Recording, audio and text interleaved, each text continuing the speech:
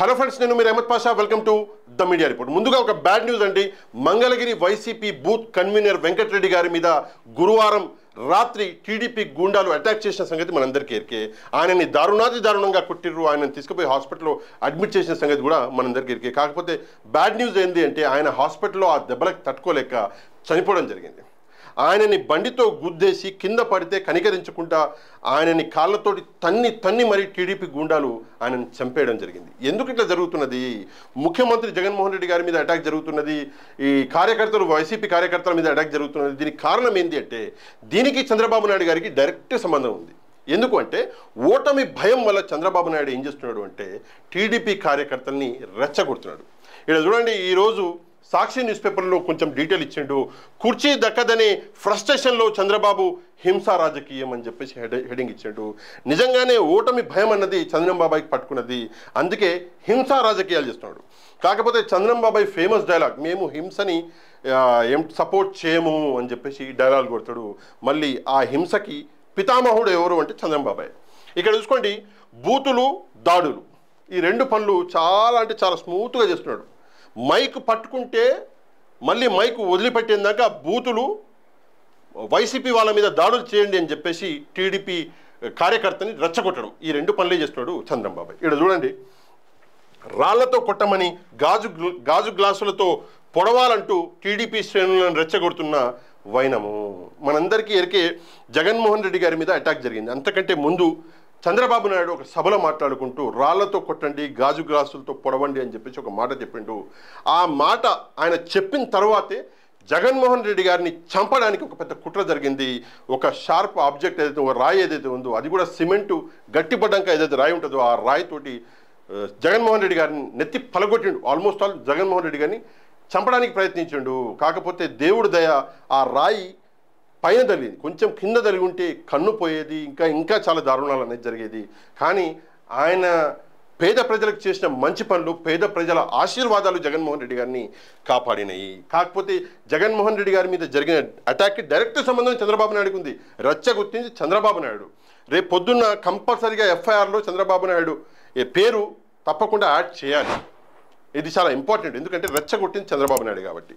ఇక్కడ చూసుకుంటే అధినేత పిలుపుతో దాడులతో రెచ్చిపోతున్న టీడీపీ శ్రేణులు. నేను ఇందాకే చెప్పిన చంద్రబాబు రెచ్చగొడుతుంటే టీడీపీ శ్రేణులు రెచ్చబోతున్నారు.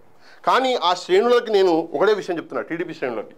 ఏందా విషయం అంటే, ఈరోజు ఎవడో చెప్పిండని చెప్పేసి మీరు రెచ్చిపోతే, మీకు భార్య పిల్లలు ఒక కుటుంబం ఉన్నది. రేపు పొద్దున్న మీరు ఏదైనా కేసులో ఇరుక్కుంటే వీళ్ళు వచ్చి మిమ్మల్ని కాపాడతారని చెప్పేసి మీరు అనుకుంటున్నారు. ఎవరు రాడు, రాజకీయాలలో ఎవరు రాడు, వచ్చి మీకు ఎవడు హెల్ప్ చేయడు. వాళ్ళ పని అయిపోయాక చంద్రబాబు ఊరికే ఇట్లా ఏమంటారు చేయగడుకొని వెళ్ళిపోతాడు. జైల్లో ఉండేది మీరు, కేసులను ఎదుర్కొనేది మీరు, మీ భార్య పిల్లలు రోడ్లో పడతారు. అందుకే కొంచెం జాగ్రత్తగా, రెచ్చగొట్టోడికి ఏం పని లేదు, వాడి అవసరానికి రెచ్చగొడుతున్నాడు, మీరు రెచ్చిపోతా అంటే భవిష్యత్తు ఎవరిది పాడవుతుంది? మీ భవిష్యత్తు, మీ పిల్లల భవిష్యత్తు, మీ కుటుంబం భవిష్యత్తు పాడవుతుంది. అందుకే కొంచెం ఆలోచించండి. నేను టీడీపీ శ్రేణులను కూడా కోరుతున్నా, అట్లా చేయడం తప్పు. ఎప్పుడు కూడా హింసా మార్గంలో మనం ఏదైనా సాధిస్తాం అనుకుంటే అది మేబీ మీరు సాధించుకోవచ్చు అది కూడా ఉంది, సాధించే వాళ్ళు కూడా ఉన్నారు. కానీ సాధించింది కూడా ఎక్కువ రోజులు నిలవదు. అందుకే కొంచెం జాగ్రత్తగా, ఏం చేసినా జాగ్రత్తగా చేయండి. రెచ్చగొట్టేటోళ్ళు ఉంటారు, రెచ్చిపోకండి. ఇక్కడ చూసుకుంటే అందుకు అనుగుణంగానే సీఎంపై రాయితో హత్యాయత్నము. నేను ఇందాక చెప్పిన చంద్రబాబు చెప్పిండు, రాయితోటి కొట్టండి, గ్లాస్ తోటి పొడవండి అని చెప్పేసి. ఆయన అనగానే వాడెవడో పనికిమాలిన నా కొడుకు, మరి ఆ బోండా ఉమకి అసలు సిగ్గు లజ్జలేదు నిజంగా. ఇంకో న్యూస్ చదివి నన్ను ఇదే న్యూస్ పేపర్లో వచ్చింది, పోలీసులను చూసి షర్టు మార్చుకుని గోడ దుక్కి పారిపోయిందంట బోండా ఉమ. అంత ఉత్సాహపడుతుంది నీకు, మరి నీకు ఎందుకైనా ఇవన్నీ పనులు నాకు అర్థం కావు. ఒక ముఖ్యమంత్రిని మీద అటాక్ చేసేంత దమ్ము నీకుందా? నీకు అవసరమా ఇదంతా? ఎందుకు రెచ్చగొట్టడము? పాపం వాడిని రెచ్చగొట్టిన వాడు పనికిమాలిన నా కొడుకు ఆ రాయి తీసుకొని కొట్టిండు, వాడు పోయి జైల్లో పడ్డాడు. మళ్ళీ ఈనాడు ఆయన వేస్తాడు ఏమని, ఆయన భార్య పిల్లలు, కొట్టినోడి భార్య పిల్లల గురించి వేస్తాడు. అరే పనికిమాలిన ఎందుకు రెచ్చిపోవడము? ఎందుకు? సమస్యల మీద పోరాటం చేయండి, ప్రజలకు మంచి చేస్తాము. వైసీపీ ప్రభుత్వం ఏదైనా తప్పు చేస్తే చెప్పండి, ప్రూఫ్ చేయండి, తప్పు చేసిర్రు, ప్రజలకు ఇది చేస్తారు అది చెప్పండి. కానీ అటాకులు చేయండి, గాజులు గుచ్చండి, రాళ్ళతోటి కొట్టండి, ముద్దులు పెట్టండి అంటే పంగలు దాటిపో పోలీసు వాళ్ళు ఊరుకుంటారా? ఇప్పుడు ఆల్రెడీ లోపల ఉన్నోని పరిస్థితి దేవుడికే ఎరక. రేపు పొద్దున బోండా కూడా పలిపోద్ది, అది కూడా చెప్పలేము. ఇక్కడ చూసుకుంటే మంగళగిరి కళ్యాణదుర్గంలో వైఎస్ఆర్సీపీ నేతలపై దాడులు. మంగళగిరిలో నేను ఇందాకే చెప్పిన వెంకటరెడ్డి గారు పాపం అని చనిపోవడం జరిగింది. ఇక కళ్యాణదుర్గంలో అక్కడ ఎమ్మెల్యే గారు అది సభ పెడితే అక్కడ కూడా పెద్ద గొడవ చేశారు టీడీపీ వాళ్ళు. అయితే ఈ దాడులు ఎందుకు జరుగుతున్నాయి అంటే దీనికి చంద్రబాబు నాయుడు రెచ్చగొడుతున్నాడు ప్రజల్ని. నెక్స్ట్ చూసుకుంటే మంగళగిరిలో వైఎస్ఆర్సీపీ కార్యకర్త వెంకటరెడ్డి మృతి. ఇందాక చెప్పిన కదా ఆయన చనిపోయాడు పాపం.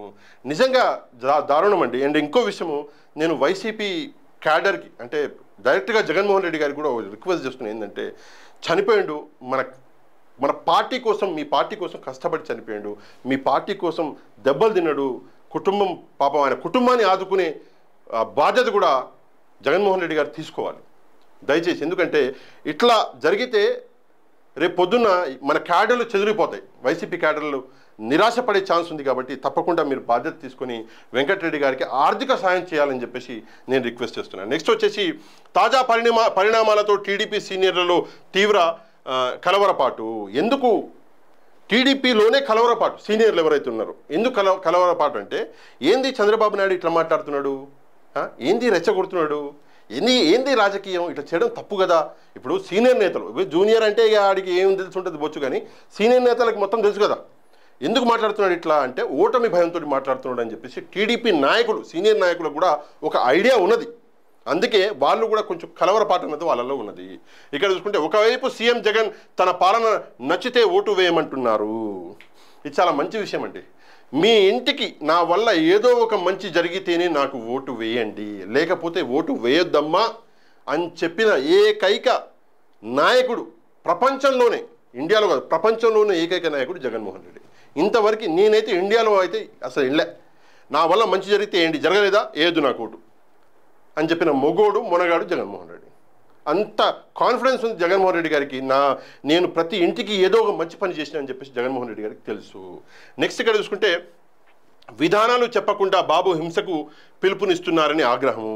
విధానాలు అంటే ప్రజలకి నేనేం చేస్తా అని చెప్పేసి చెప్పకుండా పొడవండి కొట్టండి అని చెప్పేసి ఊకే గాలి మాటలు మాట్లాడుతున్నాడు మా చంద్రబాబాయ్.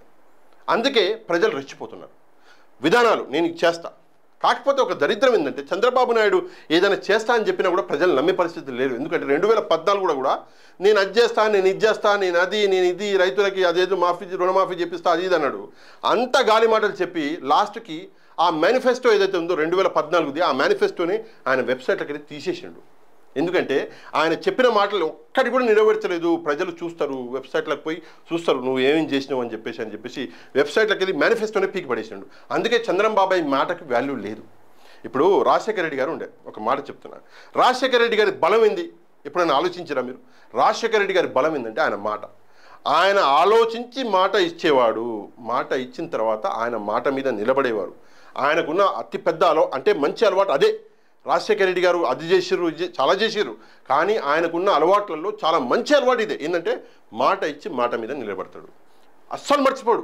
ఇప్పుడు వేలాది మంది ఉన్నారు, సీఎం వస్తున్నాడు, రాజశేఖర రెడ్డి గారు వస్తున్నారు, వేలాది మంది నిలబడి ఉంటే ఒక వ్యక్తి తన దగ్గరికి వచ్చి అన్నా నాకు ఈ పరిశాన్ ఉన్నది అంటే నేనున్న తమ్ముడు అని చెప్పేసి ఊకే గాలిమాట చెప్పి పోయేటోడు కాదు రాజశేఖర రెడ్డి గారు. వాడి సమస్య తీరిందా లేదా అని చెప్పేసి చివరి వరకు అది ఆయన మెమరీ, అది కూడా చాలా గ్రేట్నెస్. రాజశేఖర రెడ్డి గారు మర్చిపోయేది కాదు, ఏ విషయాన్ని మర్చిపోయేది కాదు. అట్లాంటి వ్యక్తి, ఆ వ్యక్తి యొక్క వ్యక్తిత్వం మన జగన్మోహన్ రెడ్డి గారిలో ఉన్నది. జగన్మోహన్ రెడ్డి గారు కూడా ఏదన్నా ఒక ప్రామిస్ చేస్తే ప్రామిస్ నిలబెట్టుకుంటాడు. కానీ చంద్రబాబు నాయుడు దరిద్రం ఏంటంటే నోట్లకెళ్ళి అంటే సీటు కోసం ఏం రేపు పొద్దున సీటు అంటే నేను సీఎం అవుతా అంటే కేజీ బంగారం ఇస్తా అంటాడు ఒక్కొక్క ఇంటికి, అన్న అంటాడు ఒక్కో ఇంటికి కేజీ బంగారం ఇస్తాను నేను, నీకెందుకు నాకు ఓట్లు వేయండి అంటాడు. ఎందుకంటే ఎక్కాలి కదా సీటు, అసలు ఆయనకు కావాల్సింది సీటు ఎక్కడం. అందుకోసం ఏ లెవెల్కైనా దిగజారుతాడు. సొంత మామను వదిలిపెట్టలేడబ్బా నువ్వు నేనెంత ఊకలైగలం.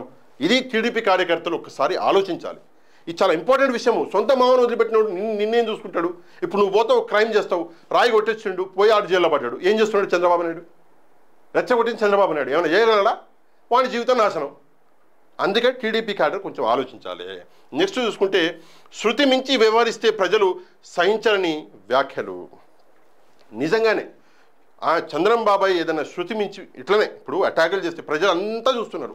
ఇవాళ రేపు మొత్తం డిజిటల్ ఉన్నది, కోరతారు. అరే ఇట్లా అయిందంట బోండా ఉమ్మ నిన్న పార్టీ కార్యాలయం నుంచి జంప్ అయిపోయిందంట, గోడ దూకి పారిపోయిందంట అని చెప్పేసి ఇమ్మీడియట్గా వైరల్ అయిపోయింది.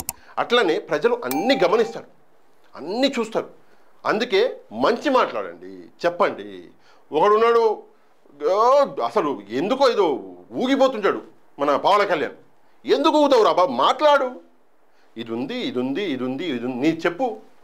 ఊగుతాడు నేను అది నేను ఇది అంటాడు. లాస్ట్కి వచ్చేసి నేను విజ్ఞప్తిస్తున్నా, నేను ఏదో ఏదో ఏదో ఏదో అడుక్కుంటాడు, నాకు ఓటు వేయండి అంటాడు. అరే నిన్న ఊగిపోతుంది కదా రా బాబు, ఇవాళ అడుక్కుంటున్నావు ఏంది?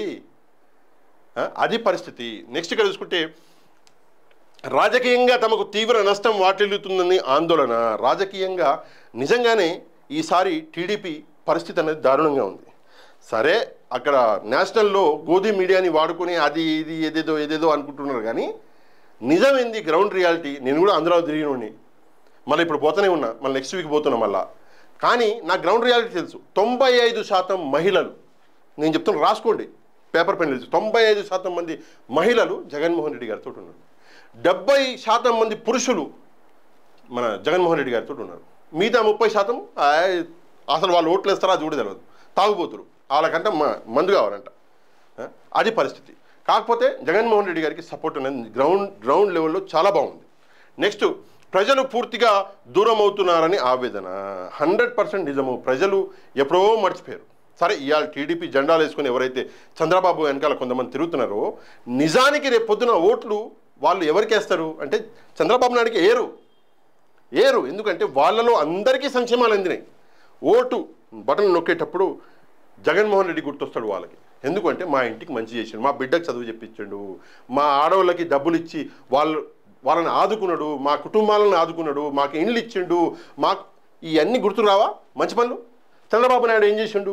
రెచ్చగొట్టిండు, జైల్లో పడేసి, ఇవన్నీ గుర్తొస్తాయి. అందుకే ప్రజలు ఇవాళ రేపు ప్రజలు అమాయకులు కాదండి, ప్రజలకు అన్నీ తెలుసు. నేను ఒకటే మళ్ళీ చెప్తున్నా టీడీపీ క్యాడర్కి, రెచ్చిపోయి మీ జీవితాలను నాశనం చేసుకోకండి. ఈ వీడియోని మ్యాక్సిమం అందరికీ షేర్ చేయండి. మీకు ఎంతమంది తెలుసో అందరికీ షేర్ చేయండి, లైక్ చేయండి, మన ఛానల్ని సబ్స్క్రైబ్ చేసుకోండి. కంటెంట్ నచ్చితే మన లైక్ అండ్ సబ్స్క్రైబ్ మాత్రం చేయడం మర్చిపోకండి. నెక్స్ట్ వీడియోలో మళ్ళీ కలుద్దాం. అంతవరకు థ్యాంక్ యూ వెరీ మచ్. జై హింద్.